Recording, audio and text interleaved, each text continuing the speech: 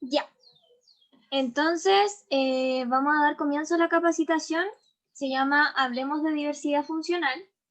Vamos a ver todos los temas que involucran el modelo de la diversidad, el cambio de terminología, entre otras cosas. Para comenzar, necesitamos saber que actualmente en la sociedad hay un 20% de la población chilena que tiene alguna diversidad funcional. Estos son los registros de SENADIS que están en el segundo estudio nacional de la discapacidad. Entonces, eso fue en el 2015. Entonces, imagínense que del 2015 al 2020 puede haber mucha más gente e incluso hay algunas diversidades funcionales que pueden que no estén contempladas o que las personas no hayan hecho el trámite de la credencial de discapacidad, por lo tanto deben ser muchas más. La sociedad en general no logra dar respuestas efectivas para la aceptación de la diferencia, y esto es súper común, lamentablemente, y involucra a las personas con diversidad funcional como también a otros tipos de diversidades. Entonces, aquí lo importante es que podamos entender que la diferencia es inherente a la existencia de las personas y que con el envejecimiento va a llegar un momento donde todas las personas o la gran mayoría empiece a ser parte de este colectivo de personas con diversidad funcional. Si nos vamos a las estadísticas, por así decirlo, actualmente hay un 16,2% de personas que son personas mayores acá en Chile.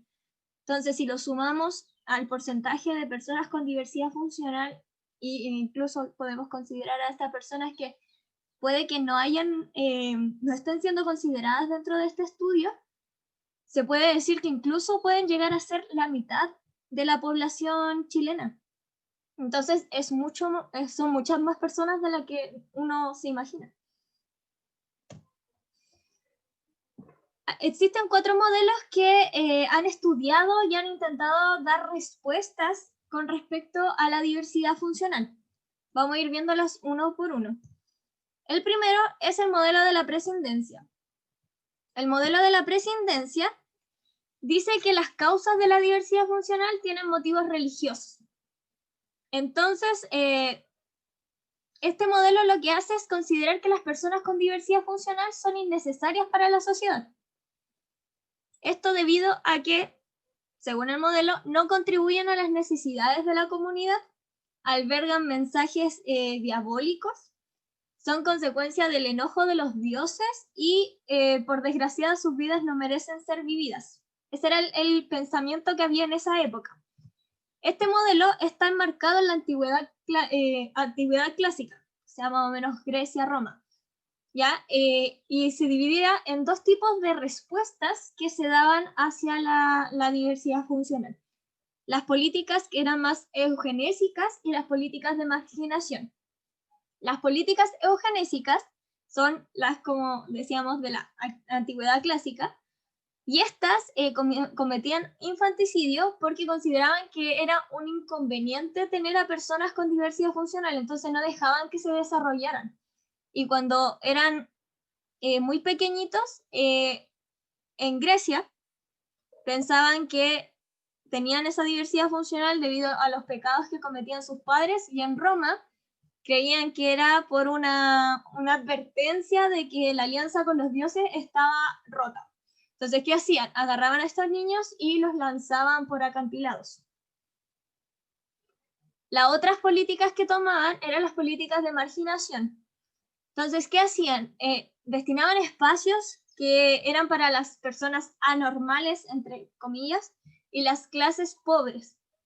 Y ahí las trataban como objetos de caridad y como sujetos de asistencia. Entonces, aquí hay algo que se muestra mucho y que actualmente todavía sigue en nuestra sociedad, que es la exclusión. Entonces, lo que hacía este modelo con las políticas de marginación era excluir a las personas con diversidad funcional e insertarlas en el grupo de las personas pobres y las marginadas. ¿Por qué? Porque se consideraba que la diversidad funcional era algo que era inmodificable y que tenían que aceptarlo con resignación, porque no tenían otra opción.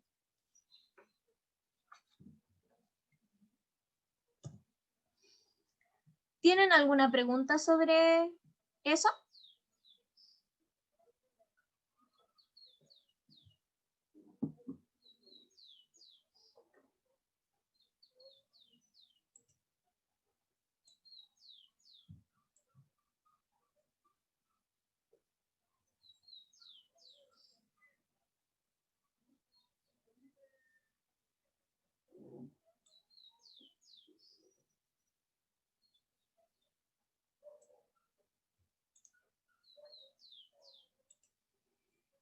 Ya, entonces, como no hay preguntas, vamos a ir al siguiente modelo. El siguiente modelo es el modelo rehabilitador.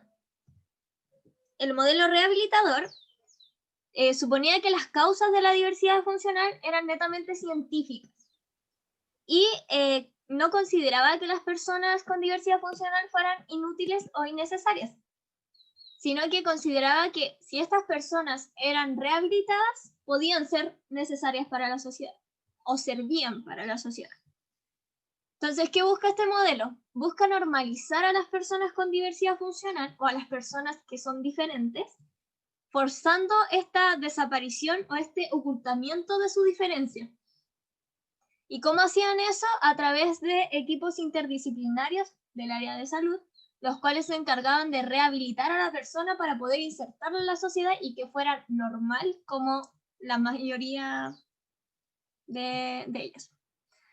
Entonces, ¿cómo valoraban esto? Valoraban esto a través de, o valoraban este éxito a través de la cantidad de destrezas y habilidades que lograba adquirir la persona al ser rehabilitada. Si la persona no lograba ser rehabilitada, entonces ellos habían fracasado. ¿Alguna pregunta sobre ese modelo?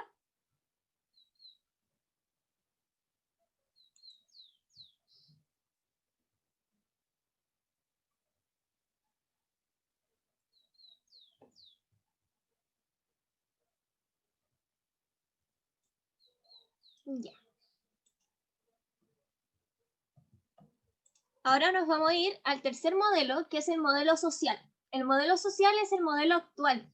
Este modelo es el que rige actualmente en la sociedad y en la mayoría de los países. El modelo social supone que las causas de la diversidad funcional no son individuales como el anterior, sino que son sociales. Entonces, este modelo, en vez de rehabilitar a la persona, busca rehabilitar a la sociedad. ¿Cómo lo hace?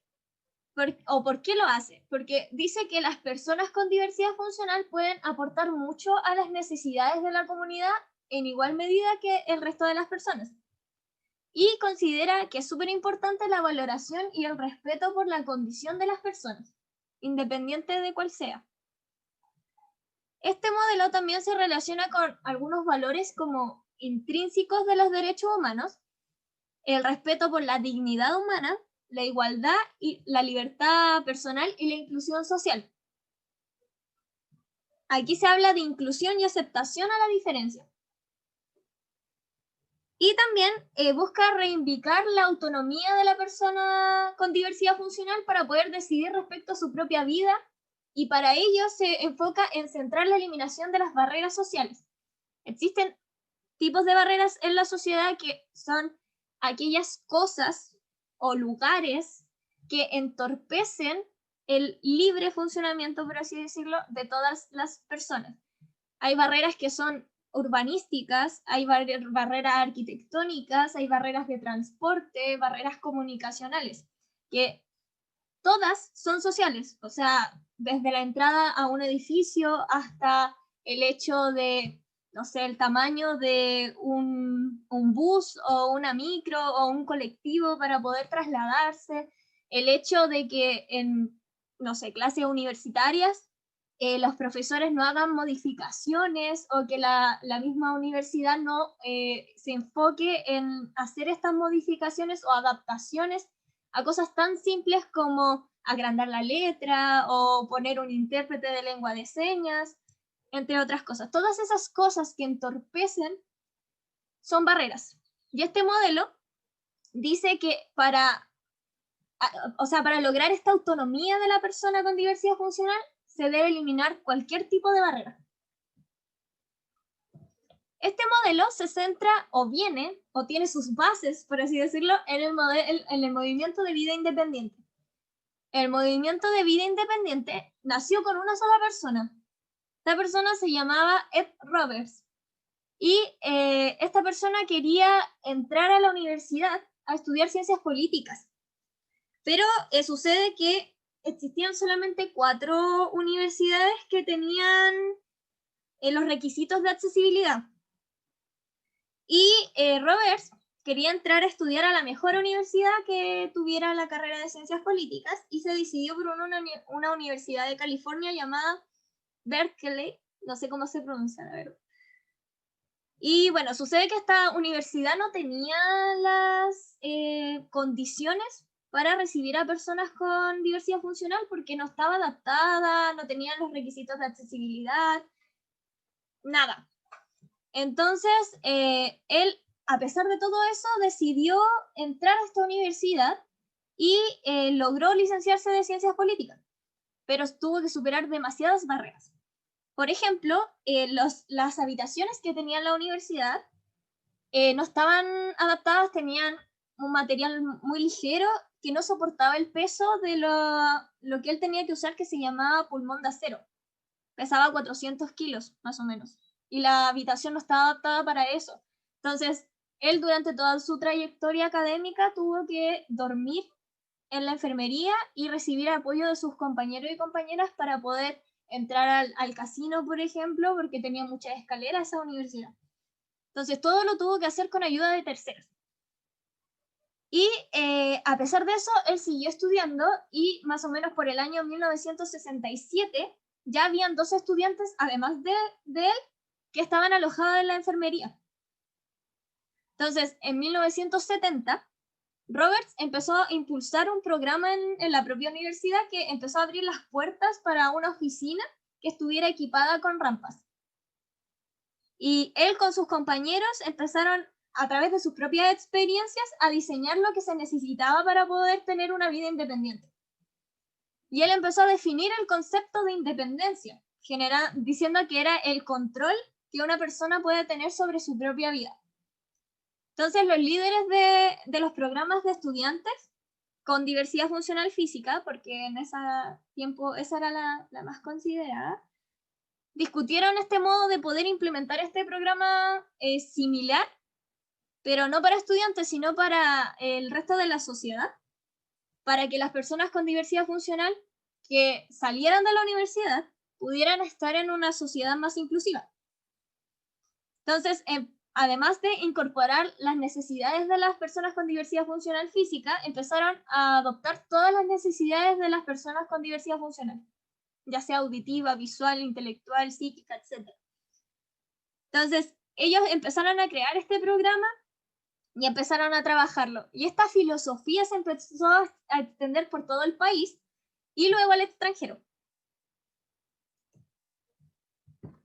Existen 2 grandes variantes del movimiento de vida independiente. El primero es el de Estados Unidos, que es de donde venía Ed Roberts, y este movimiento se enfoca en la lucha por los derechos civiles de las personas, o sea, se enfocó o se basó en la lucha de los derechos civiles de las personas afrodescendientes, lo cual estimuló a que las personas con diversidad funcional empezaran a luchar por sus derechos civiles. Y además por el apoyo mutuo, la desmedicalización y la desinstitucionalización. Entonces, este movimiento en Estados Unidos empezó a demandar más oportunidades para que las personas con diversidad funcional empezaran a desarrollarse en el mercado, porque la visión de Estados Unidos era como más de mercado. Entonces, aquí las personas empezaron a luchar por sus derechos más civiles para poder participar en estos servicios de mercado. ¿Y qué pasó? Personas de Reino Unido vieron que estaba funcionando este movimiento en Estados Unidos y fueron a buscar, viajaron a Estados Unidos para poder ver cómo estaba funcionando, qué era lo que estaban haciendo. Y eso lo adaptaron y lo llevaron a la realidad de Reino Unido. Entonces, aquí surge la segunda variante, la cual busca algo diferente. Esto lo que hace es buscar cambios en las políticas sociales o en las legislaciones de los derechos humanos. ¿Por qué? Porque la prioridad de Reino Unido era el estado de bienestar. Entonces, ellos decían que este estado de bienestar debía cubrir las necesidades de las personas con diversidad funcional. ¿Y qué hicieron? Empezaron a movilizarse inicialmente a través de la opinión contra la categorización como grupo vulnerable necesitado de protección.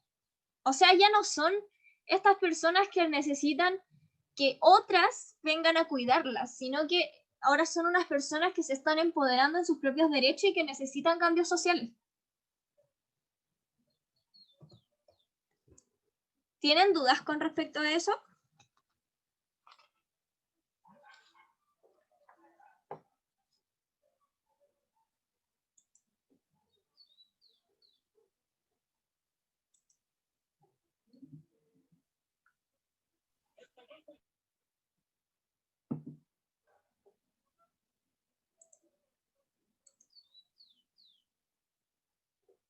Ya, vamos a seguir. Ahora nos vamos a salir un poco de los modelos y vamos a ver una de las cosas más importantes que toma el nuevo modelo, que es el modelo de la diversidad. El modelo de la diversidad lo que hace es basarse en el modelo social, en el movimiento de la vida independiente y mejorarlo, incorporando ciertas variables que considera importantes para poder mejorar el bienestar de las personas con diversidad funcional. Entre esas está la bioética como una herramienta. Entonces vamos a ver la realidad de la bioética actualmente. Primero que todo, ¿qué es la bioética? La bioética es aquella parte de la ética que estudia los problemas morales que surgen de las cosas más médicas. Entonces, todo lo que es actividad médica, investigaciones, los experimentos, las ciencias de la vida en general. Un ejemplo de esto sería el aborto, la eutanasia, la experimentación fetal, la nueva genética, etc. Son cosas que generan controversias dentro de la actividad médica. Las personas con diversidad funcional han tardado muchísimo tiempo en poder ser conscientes de la importancia que la bioética tiene para la percepción social sobre las propias vidas de las personas con diversidad funcional y cómo esto puede impactar a futuro en las reflexiones éticas en torno a temas tan importantes como son la nueva genética, la eutanasia, la investigación con células madre, entre otras. Entonces, ¿por qué se debe considerar? La nueva genética habla de que, claro, la genética humana representa una amenaza porque mientras prometen como una cura o una contención a la realidad de la diversidad funcional, lo que en realidad ofrecen actualmente, son pruebas genéticas destinadas a detectar en fetos características percibidas como indeseables. Entonces, lo que ocurre aquí es que no se habla de tratar la enfermedad o tratar la diversidad funcional, sino que de eliminar o manipular fetos que no son aceptables por diversas razones. Y eso se categoriza o se ve a través de las características que traen estos fetos. Entonces, estas tecnologías lo que hacen es generar o abrir una puerta a lo que sería una nueva eugenesia, que era lo que hablábamos en el modelo de la prescindencia, de una eliminación de características no deseables o no aceptadas por la mayoría. Entonces, esto supone una amenaza directa a los derechos humanos que tienen las personas con diversidad funcional. ¿Por qué? Vamos a ver aquí algunos ejemplos que hicieron una organización internacional de personas con diversidad funcional, donde ellos trabajan mucho la bioética y el problema de la nueva genética. Ellos decían que se sentían amenazados por las siguientes frases.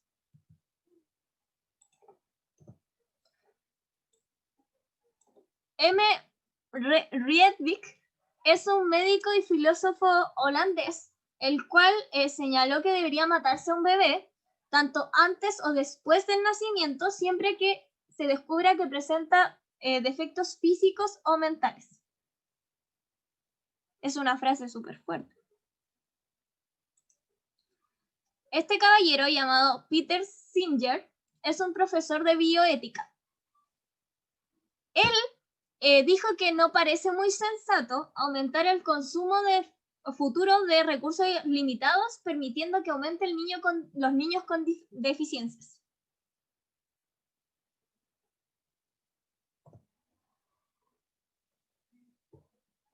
Robert G. Edwards es un embriólogo mundialmente famoso, de hecho ganó un Nobel, si no me equivoco. Y él dijo que pronto será un pecado que los padres tengan hijos que lleven la pesada carga de la enfermedad genética. Brooke es un bioético estadounidense del Departamento de Bioética Clínica del National Institute of Health de Maryland, y él dijo que la sociedad podría ser mejor si evita el nacimiento de las personas ciegas y las que tengan una grave discapacidad. Entonces, ahora yo, después de presentarles todas esas frases que señalan el pensamiento de muchas personas que están en el mundo de la bioética y están en el mundo de la medicina, yo les quiero preguntar a ustedes qué opinan al respecto. Si pueden prender ahí sus micrófonos porque no puedo ver el chat. No me deja.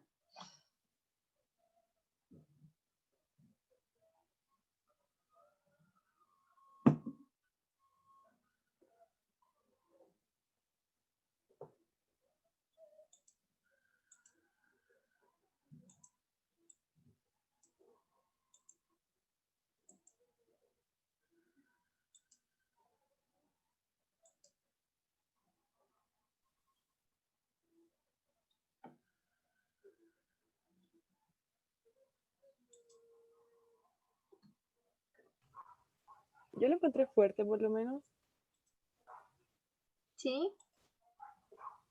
No sé qué decir. Igual sería súper hipócrita decir como que está súper mal, porque por lo menos yo ya tengo decidido de que, no, o sea, no me gustaría que alguien saliera con mi problema, entonces igual como que lo entiendo y por ese lado, pero igual escucharlo como tan frío y tan fuerte o de gente tan importante es chocante.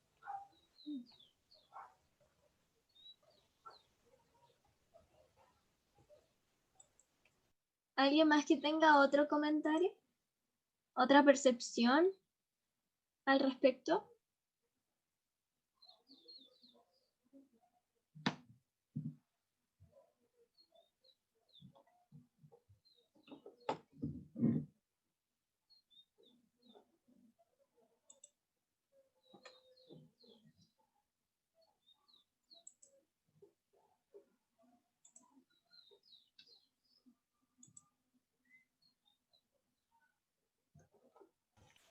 Están hablando en el chat, por si acaso, tienes ¿Me un lo par de puedes mensajes. leer? Porque no me puedo abrir el chat, no me deja. Ok, yo te los leo. La Melanie te dice que no me agradan esos caballeros. Y la Cintia te dice que quiere hablar, pero aún está en el trabajo. Pero, ¿puedes escribirlo? Yo lo puedo leer, ningún drama.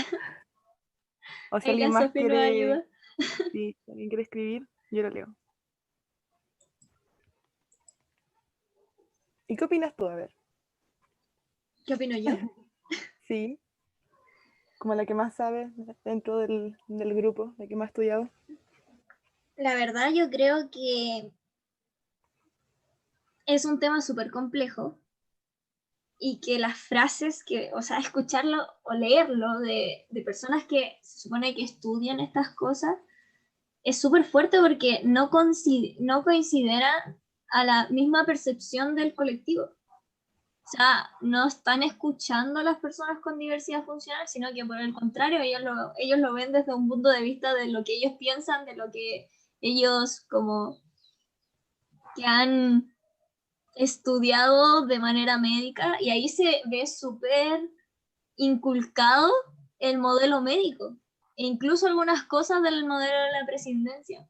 Entonces, mira, si tú me preguntas por temas de eutanasia, de aborto y cosas así, yo creo que todo es una decisión, ¿ya? Y al menos en la eutanasia es una decisión propia de la persona, o sea, tú no puedes decidir por otra persona, tú no sabes lo que la persona está viviendo.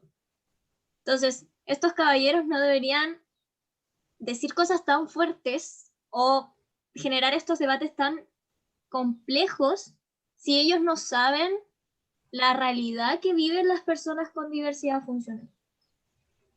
Entonces, por ejemplo, te voy a dar un ejemplo. En España, la ley de aborto tiene las tres causales. Y una de las tres causales involucra a La formación fetos que del vengan feto. con deformaciones La físicas. formación del feto. Sí. Pero, ¿cuál es la diferencia aquí? Que cuando vienen fetos con deformaciones físicas o deformaciones en sí, se extiende el plazo para poder abortar. Les dan más tiempo. Entonces, eso es lo que comenta también el propio colectivo de personas con diversidad funcional, porque consideran que eso es una grave vulneración hacia sus propios derechos. Porque son, claro, o sea, aquí el tema principal no es el aborto, si debería ser legal o no. El tema principal es por qué se extiende el plazo cuando viene un feto con diversidad funcional. Hace como un mes, en Polonia, ahora como las personas que rigen el país son del partido más conservador y de hecho ellos tienen el aborto por las 3 y causales como en Chile, igual que en Chile, pero si el feto viene con malformación, igual lo pueden abortar y hace un mes lo quitaron, porque el 97% de los abortos era por eso, pero en Estados Unidos igual, y te avisan y lo puedes abortar, pero es decisión, entonces igual es complicado. Yo como y por ejemplo, mi caso, que yo lo vivo, yo me han discriminado todo, yo ya tenía claro, por ejemplo, que no quiero ser madre, por lo menos de mi sangre, para evitar eso. Entonces igual es decisión, porque cuando tú tienes, como que no quieres que alguien y pase y por lo que tú pasaste. Entonces ahí igual está como el debate, pero igual y se entiende que esa, más que nada como que los tipos no tengan, como que hablen de eso. De hecho acá la Melanie y te pone, me parece súper fuerte que profesionales, entre comillas, que han estudiado prediquen ese tipo de discursos. Como personas con acceso a la información debiesen tener más claro que la diversidad es parte de toda la sociedad. Exacto. Eso, no hay más. Gracias, Sofi. De nada. Ya. Vamos a seguir. ¿Por qué se debe considerar la bioética, la visión sobre la diversidad funcional? Y eso es lo que hablábamos también hace muy poquito. Hasta hace muy poco tiempo ha sido planteada por personas que no tienen ninguna diversidad funcional y que incluso no tienen contacto con personas con diversidad funcional. O sea, no han escuchado de la propia experiencia lo que vive una persona con diversidad funcional. Y por lo mismo carecen de este conocimiento real de lo que vive el colectivo de personas con diversidad funcional. Entonces es súper importante que se logre considerar la visión de este colectivo. ¿Qué es lo que ellos piensan? ¿Qué es lo que ellos sienten? ¿Qué es lo que opinan con respecto a estos debates tan complejos que en algunas variantes le involucra o le afecta directamente a sus propias vidas? Entonces, ¿qué es lo que hacen estas personas? Quizás tienen las mejores intenciones algunas, otras como las que vimos igual como que no. Pero algunas pueden tener las mejores intenciones de defender la dignidad de las personas con diversidad funcional, pero aún les cuesta comprender que esa dignidad está vinculada a derechos humanos y a una igualdad de oportunidades. que socialmente no se da. Que quizás en la escritura, en las leyes o en las normativas internacionales se puede hablar súper lindo de una igualdad de oportunidades, pero en la realidad eso no se da. Entonces, ¿tienen preguntas sobre el tema de la bioética? Sobre lo que acabamos de hablar. Ay, no sé si la Sofía me puede ayudar si es que alguien habla en el chat, por favor.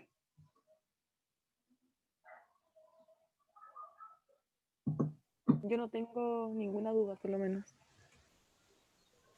Y nadie ha escrito tampoco. Ya, entonces, sigamos. De esto es que deriva un posible nuevo modelo.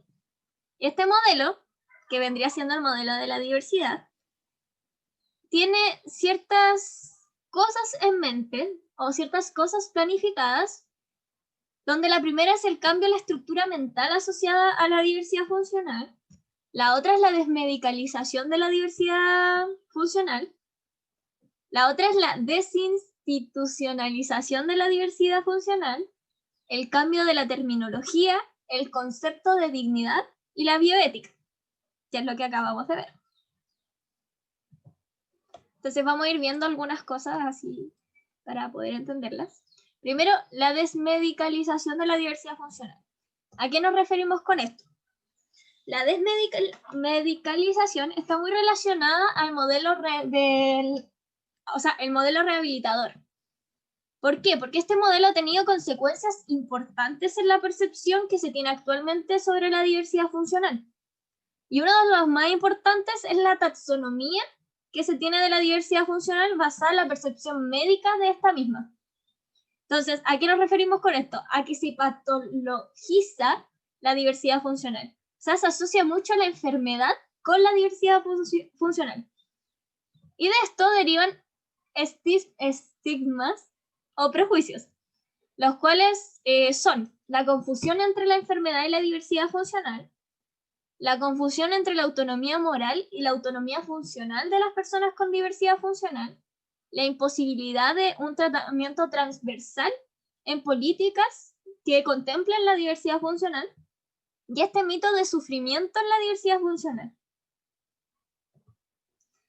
Vamos a ir punto por punto. El primero, la enfermedad de diversidad funcional. ¿Qué ocurre con esto?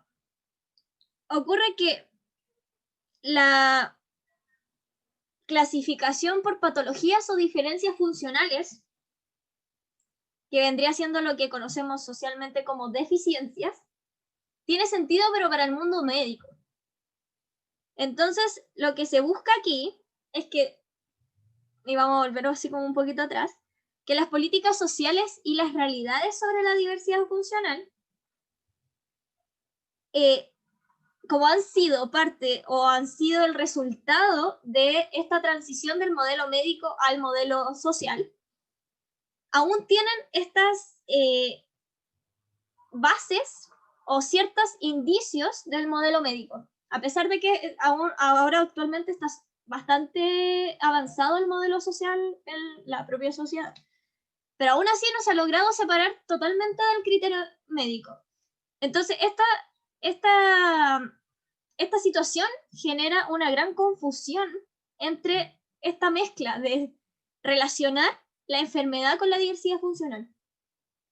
Entonces, ¿qué es lo que busca el modelo de la diversidad? Busca poder reducir al ámbito médico todo lo que sea médico y no mezclarlo con la realidad y la problemática social que tienen las personas con diversidad funcional.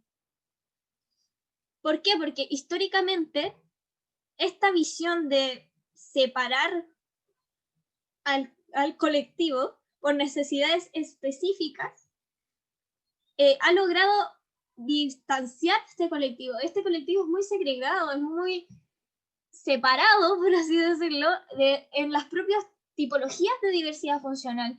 Las personas con diversidad funcional auditiva están por un lado, las personas con diversidad funcional visual están por otro, con intelectual están por otro. En vez de estar todas juntas, unidas por la misma causa, porque todas viven discriminación, independiente de su diversidad funcional. Entonces, esta separación, esta categorización que trae el ámbito médico, de separar a las personas por necesidades, genera este distanciamiento entre ellas y que se genera esta segregación social. Entonces, aquí vamos a poder eliminar esta unión entre enfermedad y diversidad funcional a través de ciertos ámbitos. El diccionario, si nos vamos netamente a las definiciones, la RAE define enfermedad como alteración más o menos grave de salud. Y discapacitada o discapacitado lo define como el dicho de una persona que tiene impedida o entorpecida alguna de las actividades cotidianas consideradas normales por alteración de sus funciones intelectuales o físicas. Entonces, si nos vamos netamente a el significado de estas palabras, por más que no nos guste el lenguaje que utilizan, la enfermedad está relacionada con la salud, mientras que la diversidad funcional está relacionada con las funciones de la persona. No tienen nada que ver una con otra.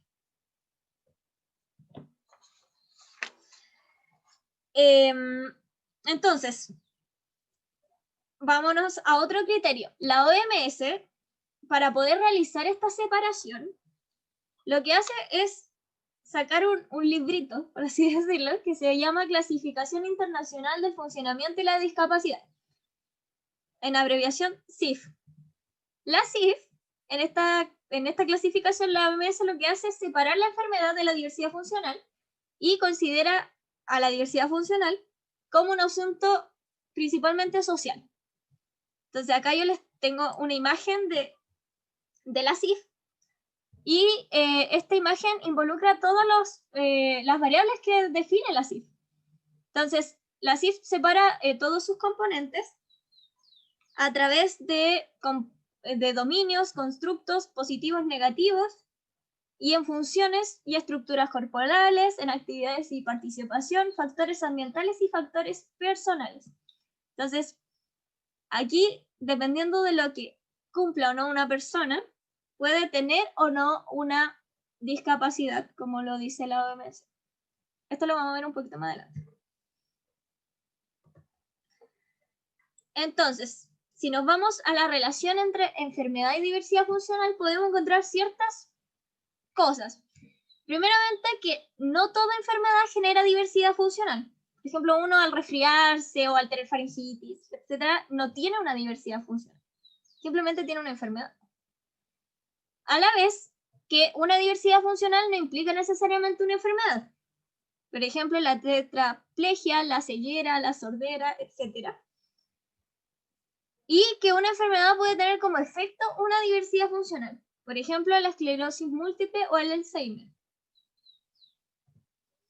Además, hay enfermedades que pueden afectar a la estructura del cuerpo y no afectar a la funcionalidad. Por ejemplo, el VIH-Sida o la hemofilia. Entonces, ahí en el momento en que esta persona tiene esta enfermedad que no afecta su funcionalidad, pero sufre alguna discriminación por esta estructura diferente que tiene, se considera como diversidad funcional igual. Además, una persona con diversidad funcional sufre discriminación social, sobre todo en los accesos o en la inclusión a los lugares de ocio, a los lugares laborales, transporte, de recreación, de lo que sea. Hay constantes barreras que generan esta discriminación.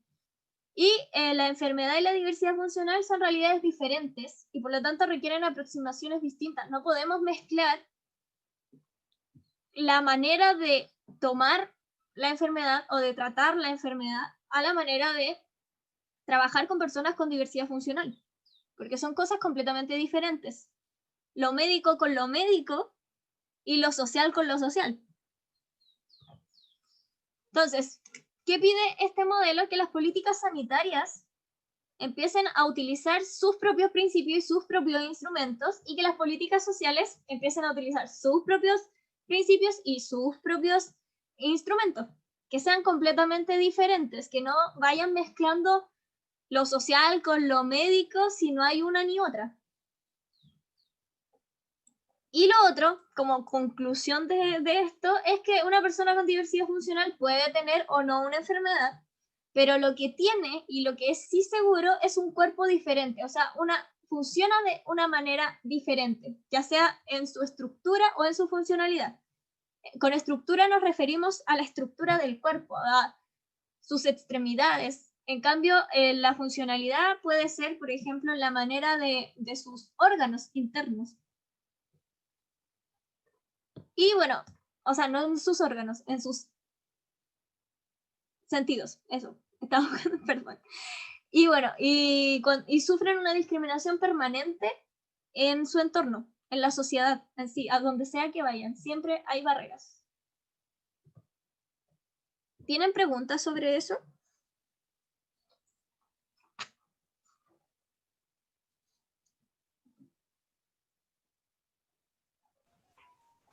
No, quedó claro. Yeah. Vamos al siguiente. La siguiente temática que hablaba de este modelo es la autodeterminación o la autonomía moral. ¿Qué es la autodeterminación o autonomía moral? Es este espacio reservado, sin restricciones, donde la persona puede tener esta acción voluntaria de hacer lo que sea que quiera hacer con su propia vida. Entonces, ahí se le considera una persona moralmente libre. Con esto se generan dos problemas al colectivo de personas con diversidad funcional. El primero de ellos es que se suele asociar la diversidad funcional intelectual con la carencia de capacidad para el ejercicio de la libertad moral. O sea, en español, se suele asociar que las personas que tienen diversidad funcional intelectual no pueden tomar decisiones sobre su propia vida. Y el segundo problema es que muchas veces no se logra tomar en serio que la autonomía de las personas con diversidad funcional, y esto es más común en las personas con diversidad funcional física o sensorial, ¿ya? Al referirnos a una persona que, por ejemplo, tenga que utilizar una silla de ruedas o una persona que tenga una diversidad funcional visual o una auditiva. Es mucho más común.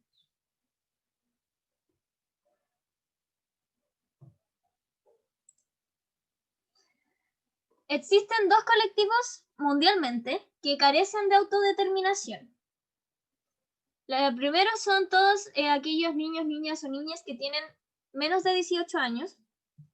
Y el segundo son las personas que se incapacitan legalmente, que las incapacitan legalmente, ¿ya? Y todas las cosas legales son hechas por otros. Acá en Chile se llama interdictas por demencia. ¿Qué es la interdicción? La interdicción es este acto judicial que priva a una persona incapacitada para actuar en su vida jurídica. O sea, no puede hacer nada que involucre relaciones jurídicas. La persona interdicta entonces no puede contraer ninguna obligación por sí solo, sino que requiere de la autorización de su curador, que vendría siendo el tercero.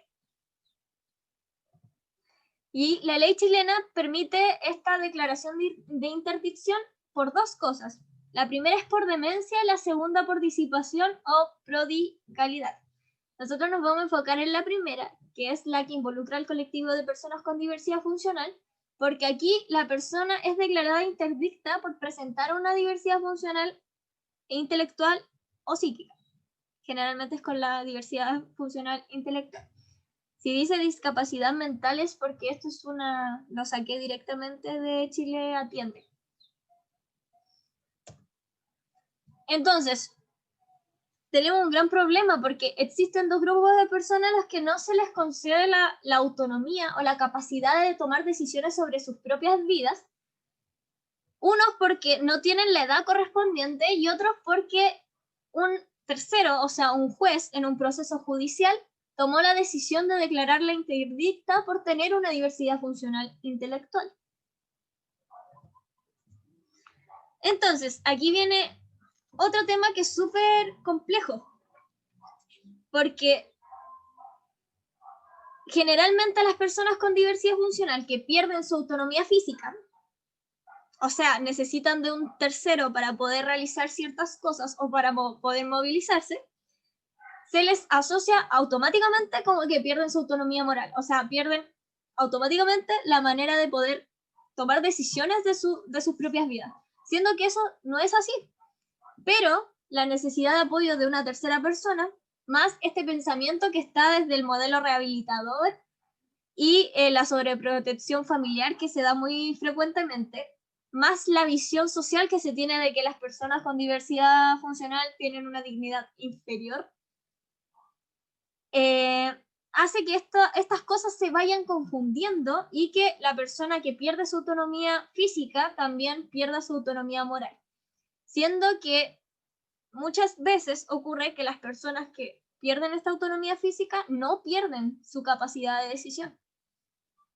Incluso, como señala ahí, cuando no pueden hablar o no pueden mover ninguno de sus miembros. Incluso ahí las personas son capaces de tomar sus propias decisiones sobre su propia vida.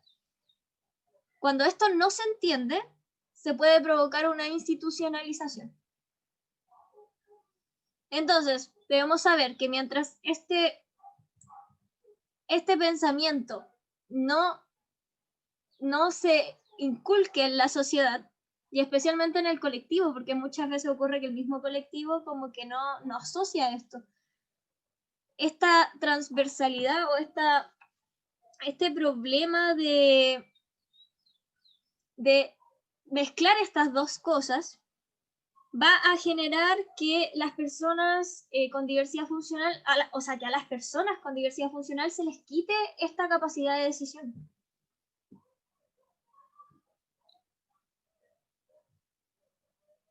¿Tienen dudas sobre eso?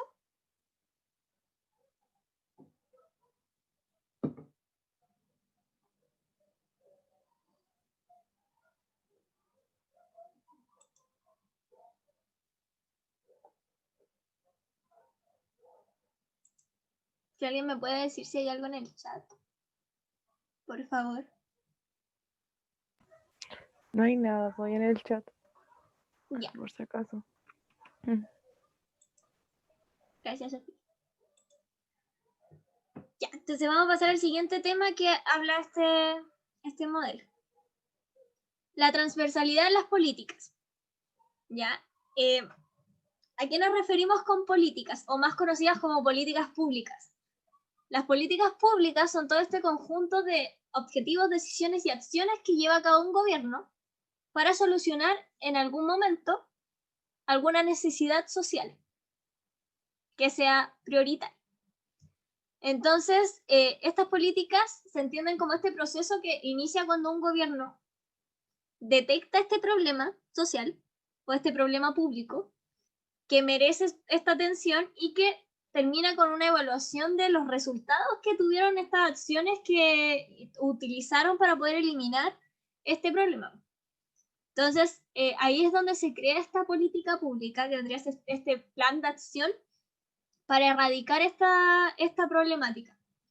Entonces, el modelo contempla que hay que tener una transversalidad en estas políticas.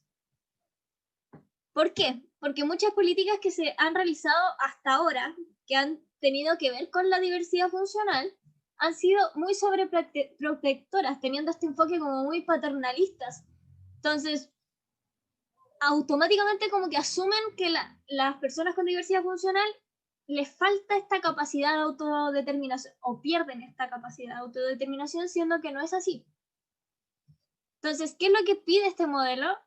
Pide que todas las políticas que se hagan con esta temática se orienten a poder promover la capacidad de autodeterminación de todas las personas que tradicionalmente han sido excluidas, pero que son muy capaces de tomar decisiones de su propia vida. Esta transversalidad también involucra el tema de la discriminación. ¿Por qué? Porque la discriminación afecta a cualquier tipo de diversidad funcional, afecta a todo el colectivo, o sea, no afecta más a un tipo de diversidad funcional que a otro, sino que afecta a todos los tipos. Y es por eso que este mismo modelo lo que pretende es poder unir este colectivo independientemente del tipo de diversidad funcional que tenga, para que puedan luchar contra esta discriminación que afecta a todas las áreas de su vida. Y que puedan trascender de esta diferencia médica que es tú tienes determinado diagnóstico y tú tienes este otro determinado diagnóstico, sino que se contemplen como personas con diversidad funcional, personas discriminadas por su diversidad funcional y que puedan luchar contra esta propia discriminación. Entonces, como les decía antes, mientras la sociedad no perciba esta transversalidad de la discriminación que propone el modelo social y que este modelo, que es el modelo de la diversidad, también lo toma, en la lucha por hacer efectivos los derechos humanos, ya sean cívicos, políticos, culturales y económicos de todas las personas con diversidad funcional, puede funcionar, pero no completamente, debido a lo mismo, porque si la sociedad no logra entender y aceptar la diferencia y dejar de discriminar y hacer una sociedad más inclusiva, se hace muy difícil, pero no imposible.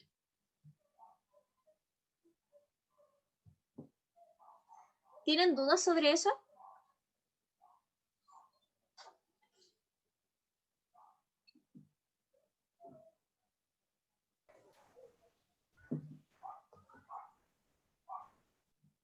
No, el pato te dice 10 de 10. Yeah. Y ya. Entonces ahora les hago una pregunta a ustedes. Para ustedes, ¿qué es la dignidad? ¿Qué consideran como dignidad?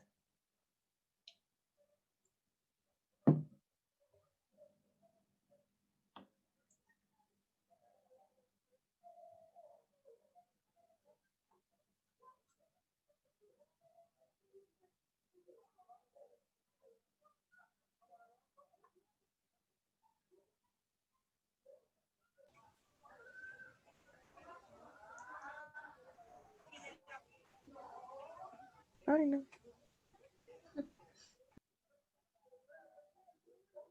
Es una pregunta muy difícil. Por lo menos yo no la puedo responder ahora. Perdón por fallarte. No te preocupes. ¿En el chat no han puesto nada? No. Es que es una pregunta muy, muy grande. Muy. Ok, el Gustavo puso algo. La dignidad puede ser muy subjetiva, pero llega al punto de considerarla como el hecho de estar interconectado en todos los aspectos sociales, biológicas, culturales, etc. Y la Cintia dice, creo que según lo que hemos vivido.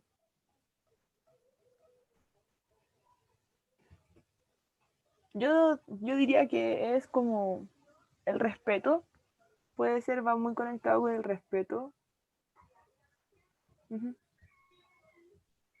De hecho, tiene relación con todo lo que dijeron. Y esto es porque la dignidad históricamente se ha definido de múltiples maneras. Y este modelo toma dos de ellas, que son las más importantes y las que socialmente se deberían considerar. El primero es la Espera, dignidad. es que te respondieron. Ya, devuélvanos. Perdón, perdón, es que te pusiste a hablar y no alcancé a leerlo. Ok, No te preocupes. el Gustavo después sigue diciendo, una cadena de relaciones humanas, la igualdad de oportunidades independiente de tu raza, sexo, etc. Y la Cintia dice, para mí la dignidad es ser libres, ser conscientes. Ya, sí. Es un poquito de todo eso.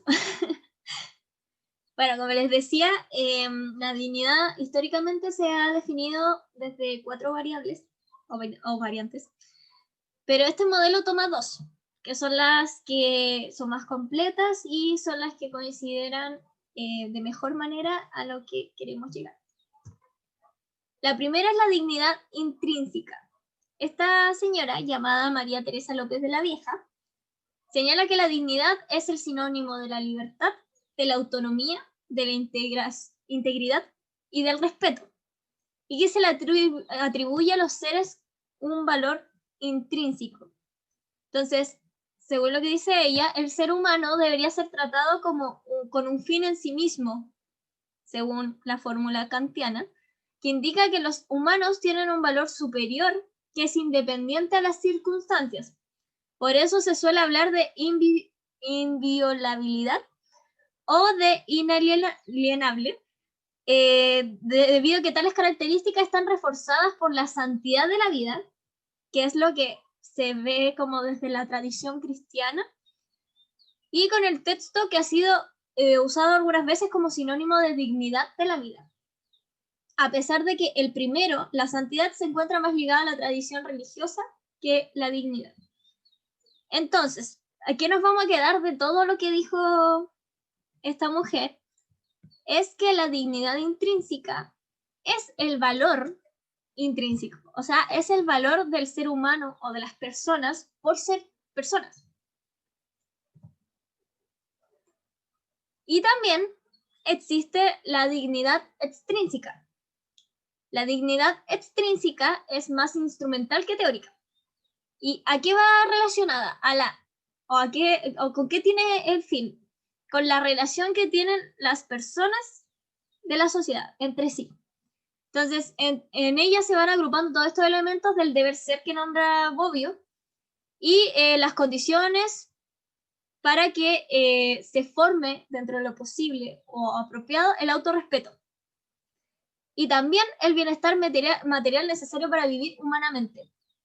Entonces, la dignidad extrínseca tiene que ver con todo lo que ustedes mencionaban de las relaciones humanas, las relaciones sociales, los instrumentos que se ocupan para lograr que esta dignidad exista.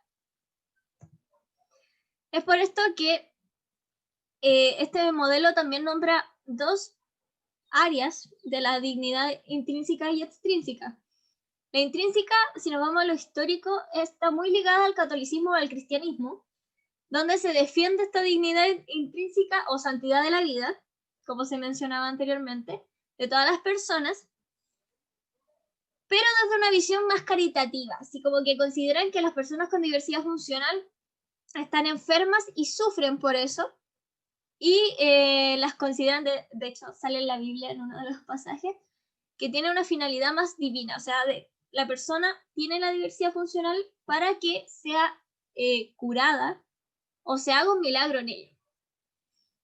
Y la laica, que está muy ligada con la dignidad extrínseca, sigue entendiendo que el sufrimiento de vivir con diversidad funcional se deriva desde ya algo más diferente del individuo, algo más social. Entonces, antes de pasar a la siguiente, estas dos tienen en común algo. Ambas, a pesar de tener como buenas intenciones en sus propias definiciones, siguen diciendo que las personas con diversidad funcional sufren por ello. Y eso es algo que el modelo toma e intenta erradicar.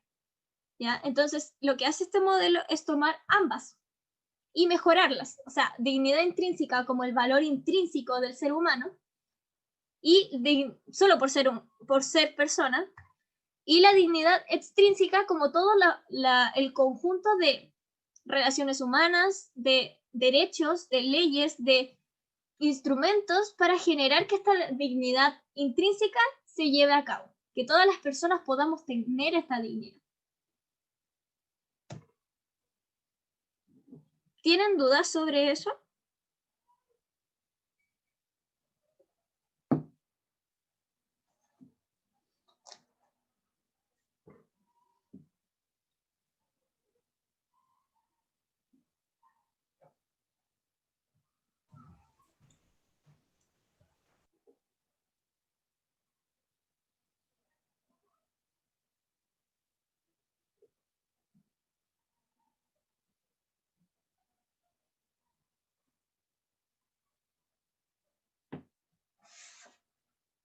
¿No?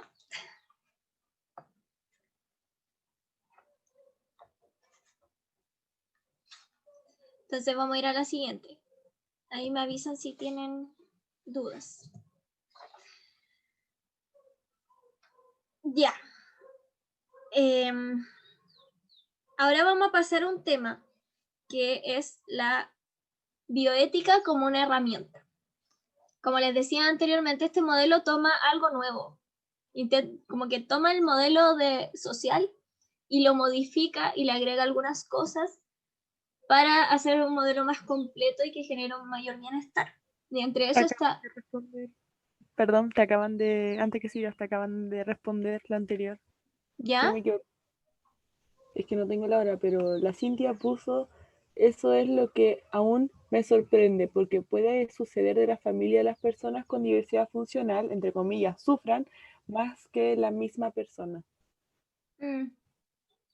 Sí, es algo social, de hecho. Viene como de... Es como algo tradicional, por así decirlo, porque viene desde nuestra historia y se va traspasando de generación a generación. Es como un pensamiento social que ahora se está intentando erradicar.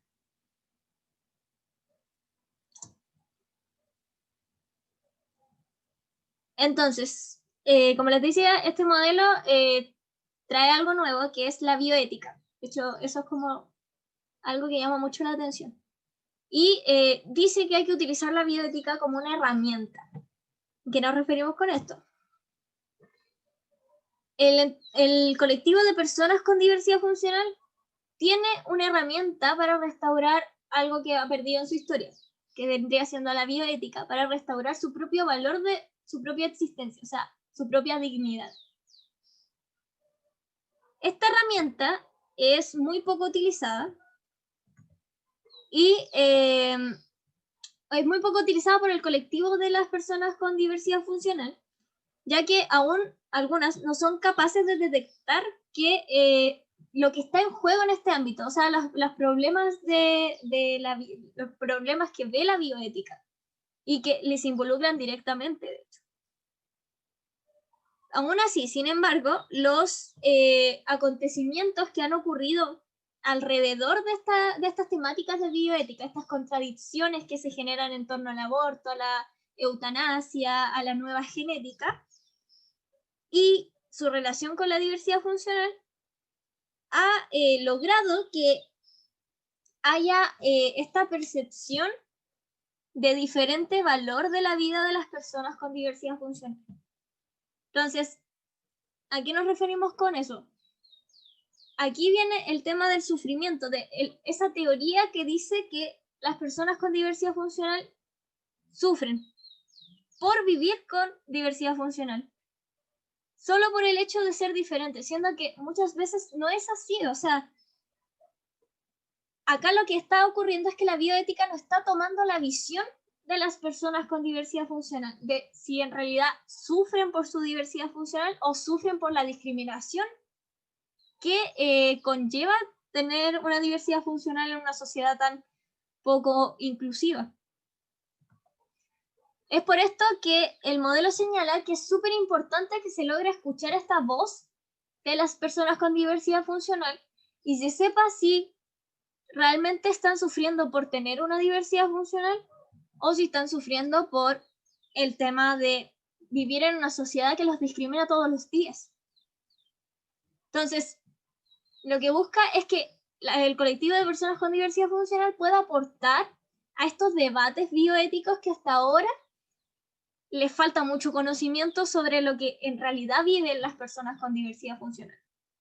Y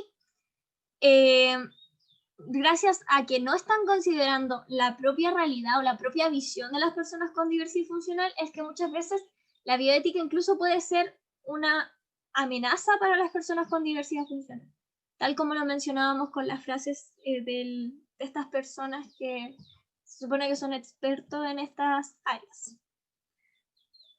Entonces, es muy relevante utilizar los derechos y la bioética para lograr conseguir este valor de que todas las personas tenemos el mismo valor.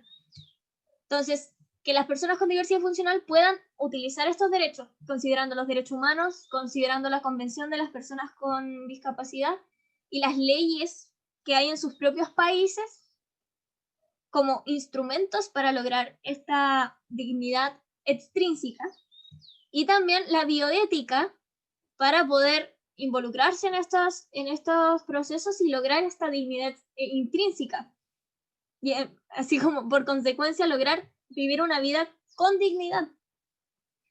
Y además es súper importante que dentro de los propios debates bioéticos se pueda considerar la corriente cristiana y la corriente laica, porque dentro del colectivo de personas con diversidad funcional hay de ambos, y que se tome de esos pensamientos que tiene la corriente cristiana y que tiene la corriente laica lo mejor de ambos, y se logra esta dignidad intrínseca y extrínseca, tomando en consideración el valor interno del ser humano, solo por ser persona, y el valor también externo o los instrumentos que requiere la persona para poder vivir con dignidad.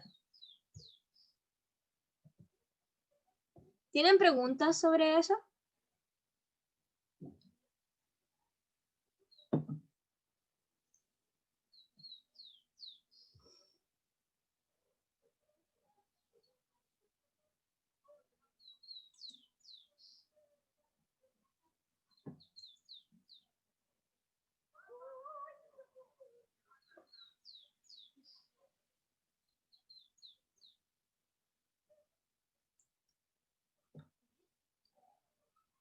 Ya, vamos a seguir. Actualmente, en la sociedad se percibe la diversidad funcional como una desventaja social. Y esto le rebaja el valor de la vida a las personas con diversidad funcional. Además, se percibe que la persona sufre por ser diferente, por tener una diversidad funcional. Y la sociedad, para evitar este sufrimiento, lo que planea es arreglar, entre comillas, a la persona, apartarlo o evitar que venga al mundo. Y además, la sociedad ignora el hecho de que está envejeciendo y que tarde o temprano ese envejecimiento puede hacer que haya muchas más personas con diversidad funcional. Entonces, de aquí viene el modelo de la diversidad. Este modelo fue postulado por Agustina Palacios y Javier Romanach en el año 2008. Agustina Palacios era una coordinadora de la sección de discapacidad sobre igualdad y no discriminación en la cátedra de Norberto Bobbio en el Instituto de Derechos Humanos Bartolomé de las Casas de la Universidad Carlos III de Madrid. Y Javier Romanach era un humanista, activista social e inventor español. Era parte del movimiento de vida independiente en España, que es más conocido como el Foro de Vida Independiente. El modelo de la diversidad tiene ciertos principios. El primero es la diversidad como un valor inherente a la humanidad y planea que se aprecie este valor. Entonces se señala que las personas con diversidad funcional pertenecen a un colectivo donde diferente a la mayoría y que enriquece esta diferencia a la humanidad. No es una diferencia desde un punto de vista malo, sino que deberíamos considerar socialmente esta diversidad, esta diferencia como algo que nos contribuye, algo que nos enriquece como sociedad. Además, señala que todas las personas con o sin diversidad funcional tenemos la misma dignidad. Y que esta dignidad tiene dos variantes, la intrínseca y la extrínseca, contando la dignidad intrínseca como el valor de las personas, ya sea con o sin diversidad funcional, ya que tienen la misma dignidad. Y la extrínseca como aquellos instrumentos que se utilizan o aquellos derechos y las condiciones que tienen que tienen las personas en su vida para poder vivir con dignidad.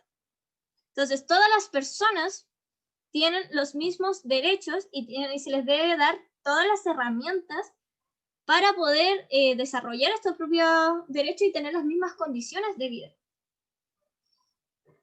Entonces, también el siguiente principio es que considera que todas las personas tienen que vivir, o sea, tienen el mismo valor.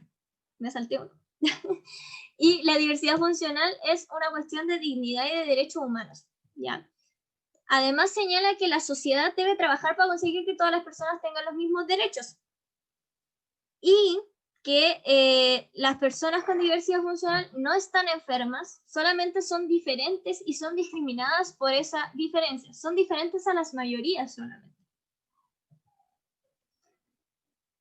También otro principio es que si alguna persona no posee la autonomía moral, ya sea con o sin diversidad funcional, la sociedad debería trabajar para ayudarla a conseguirla. Y si no es posible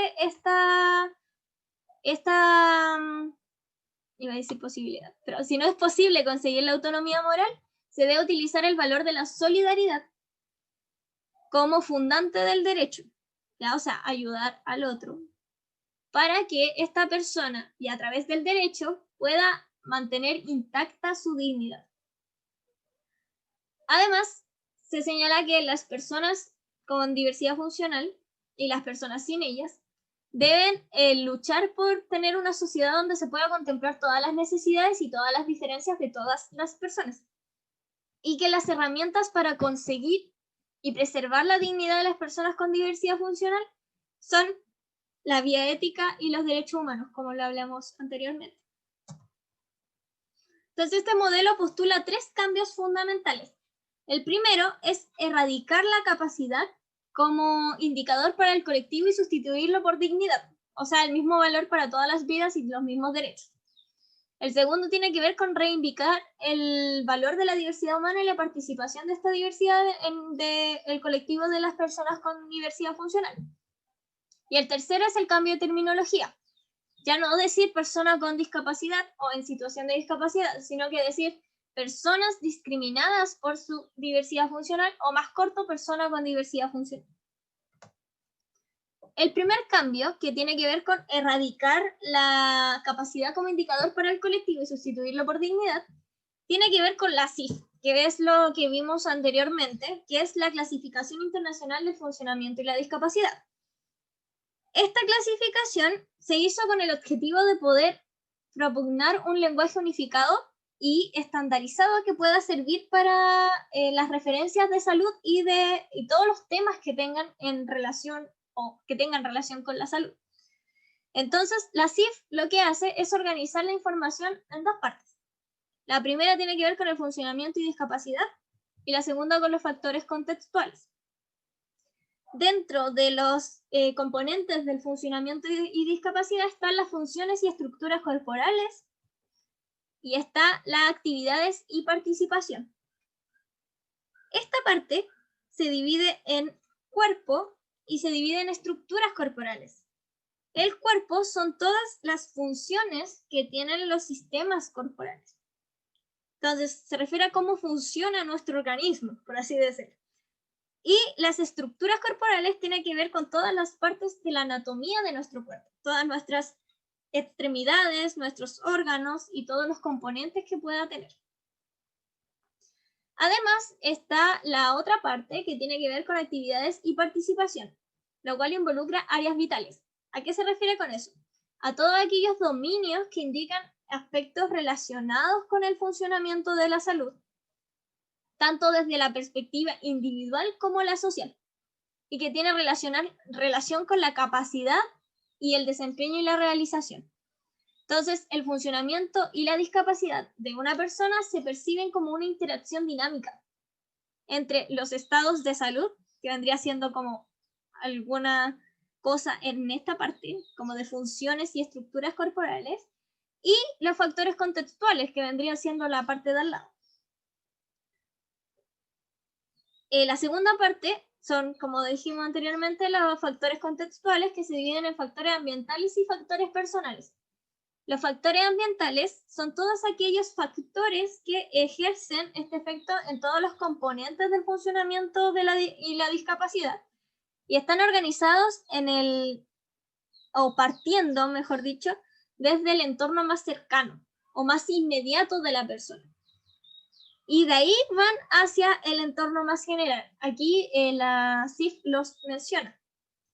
Y los factores personales son aquellos componentes que no los puede clasificar la CIF porque son todas aquellas influencias que tiene la persona, pero van netamente desde la individualidad. Todas las personas tenemos una realidad diferente, entonces ahí entran todos los factores que pueden potenciar o disminuir alguna de las variables que mencionar así.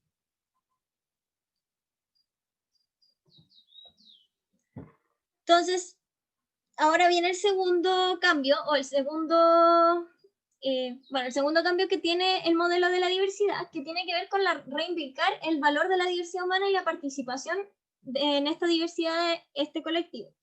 ¿Por qué? Porque las personas con diversidad funcional tienen que ver con sociedades que son imperfectas, pero que tienen un modelo de perfección. Ese modelo de perfección es el que define la manera de ser de las personas, ya sean física, sensorial o psicológicamente, y cómo deben funcionar socialmente. Entonces, si lo vemos desde ese punto de vista, las personas con diversidad funcional sí son diferentes, pero desde un punto de vista más biofísico. Y esta diferencia, a raíz de lo anterior, hace que se vean obligadas a realizar las mismas funciones, las mismas tareas, de una manera diferente a lo que la hace la mayoría de las personas. Entonces, esto provoca que, por más que se intente este cambio de perspectiva, como hay una mayoría que lleva y define la forma de ser física, sensorial o psicológicamente, cuesta mucho un cambio de lenguaje, un cambio de perspectiva, un cambio de visión sobre las minorías, entre comillas. El tercer cambio tiene que ver con el cambio de terminología. El cambio de terminología, según este modelo, deriva de la teoría simultánea de Vygotsky. Esta teoría señala que el pensamiento y el lenguaje se desarrollan interrelacionados. ¿Por qué? Porque dice que las estructuras del habla convierten las estructuras básicas del pensamiento, o sea, están totalmente ligados. Y que la conciencia de la persona es primordialmente lingüística, ya que las palabras o términos llevan asociadas ideas y conceptos que representan estos valores que son culturalmente aceptados del objeto o de la persona o el ser nombrado. Actualmente se utilizan muchos términos que son muy peyorativos para el colectivo de personas con diversidad funcional. Entre esos está el minusvalía, el discapacidad, invalidez, capacidades diferentes, necesidades especiales, entre otros que uno escucha frecuentemente. Y aquí mismo viene lo de la CIF, como nombramos anteriormente, donde la OMS define ciertas cosas y entre esas están las deficiencias o los déficits en el funcionamiento, que los define como las pérdidas o anormalidades de una parte del cuerpo o de una función fisiológica o mental. Define también las limitaciones en la actividad, como las dificultades que tiene una persona en la ejecución de actividades. La restricción en la participación, como aquellos problemas que la persona experimenta en su implicación en situaciones vitales. Define también las barreras, como aquellos factores ambientales en el entorno que una persona, a las que una persona que las barreras condicionan a una persona en su funcionamiento y que crean como ellos lo nombran, discapacidad. Y definen discapacidad como un término, entre comillas, paraguas, que se utiliza para referirse a los déficits, a las limitaciones en la actividad y las restricciones de la participación. Entonces, si nos damos cuenta de todo lo que acabo de decir, todo involucra limitación, déficit, restricción. Entonces, por más que estos conceptos que han intentado acuñar las instituciones para poder referirse a las personas con diversidad funcional, no han funcionado ninguno. O sea, por más que lo intenten como desplazar, entre comillas, el problema de la persona, como era en el modelo médico, a la sociedad, como es en el modelo social, esto no está funcionando porque las mayorías que se encargan de definir este funcionamiento social, en su mayor parte han sido, o estos cambios de terminología, han sido puestos por estas mayorías que oprimen, que discriminan, que segregan al propio colectivo. En cambio, el término de diversidad funcional deriva del propio colectivo. O sea, este término nació en el movimiento de vida independiente y este término nació del propio colectivo de personas con diversidad funcional. Y es un término que es neutro. E incluso se podría decir que es un término positivo, porque define que las personas con diversidad funcional son diferentes, pero desde el punto de vista de las mayorías, y que son discriminadas debido a que funcionan diferente a las mayorías. Entonces, aquí se va a dar este ejemplo. Las personas sin diversidad funcional nos comunicamos a través del habla, de las palabras. Y una persona que es una persona sorda se comunica a través de la lengua de señas. En sí es la misma función, pero está realizada de maneras diferentes. Entonces, este término que viene diciendo persona con diversidad funcional se ajusta a esta realidad donde la persona puede funcionar funciona de una manera diferente o diversa a la mayoría de la sociedad, y considera que esta diferencia es discriminada por las mayorías y que en sus procesos constructivos sociales y de su propio entorno no tienen en cuenta la diversidad funcional, sino que consideran solamente a las mayorías. Entonces aquí tenemos el término clave, la discriminación. Una persona se integra al colectivo de personas con diversidad funcional cuando es discriminada por ese motivo. Entonces, incluso esta discriminación muchas veces no es percibida por el resto de la sociedad. Lo hacen como de manera, entre comillas, inconsciente. O incluso muchas veces las personas con diversidad funcional no la perciben o la normalizan. Sin embargo, es súper relevante que considerar que la discriminación y no la diversidad funcional es la que delimita la pertenencia al colectivo. Y aquí se les puede dar un ejemplo. Una persona que tiene astigmatismo o tiene miopía funciona de una manera diferente, pero al utilizar unos lentes adecuados al aumento que necesita, la persona no se ve con dificultades en la sociedad y por lo tanto no es discriminada. En cambio, cuando esa discriminación se hace notar porque la persona está funcionando de una manera diferente, entonces sí pertenece al colectivo de personas con diversidad funcional. ¿Tienen preguntas? ¿Dudas, consultas, comentarios?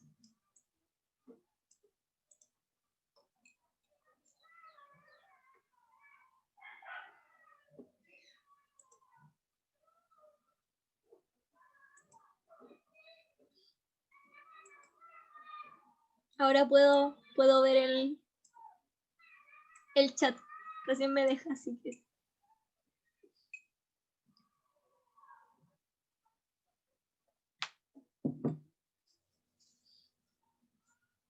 Miren, lo importante de esto es que podamos entender que la importancia del cambio de lenguaje, la importancia de los cambios sociales y de poder empoderar también a las personas con diversidad funcional e intentar unirlas, que puedan luchar por sus propios derechos. Y que también entender que las personas con diversidad funcional, y de ahí deriva también el término de persona con diversidad funcional, son personas. Y al ser personas, tienen derechos inherentes al ser personas, tienen dignidad inherente también al ser personas. Entonces, eso se tiene que respetar, se tiene que valorar, y nuestro propósito como organización es poder aportar a que las personas con diversidad funcional puedan tomar conciencia de estos temas, puedan luchar por sus propios derechos y nosotros podamos aportar a ser una sociedad un poco más inclusiva. Porque la lucha es de ellos, no es de nosotros. Nosotros podemos aportar, pero las personas con diversidad funcional son las que tienen que luchar por sus propios derechos. Y ahí está el mismo tema del movimiento de vida independiente, de nada de ellos sin ellos. Así que si no hay más dudas, vamos a dejar de compartir. Muchas gracias a todos y todas las personas que asistieron y quedo ahí atenta a cualquier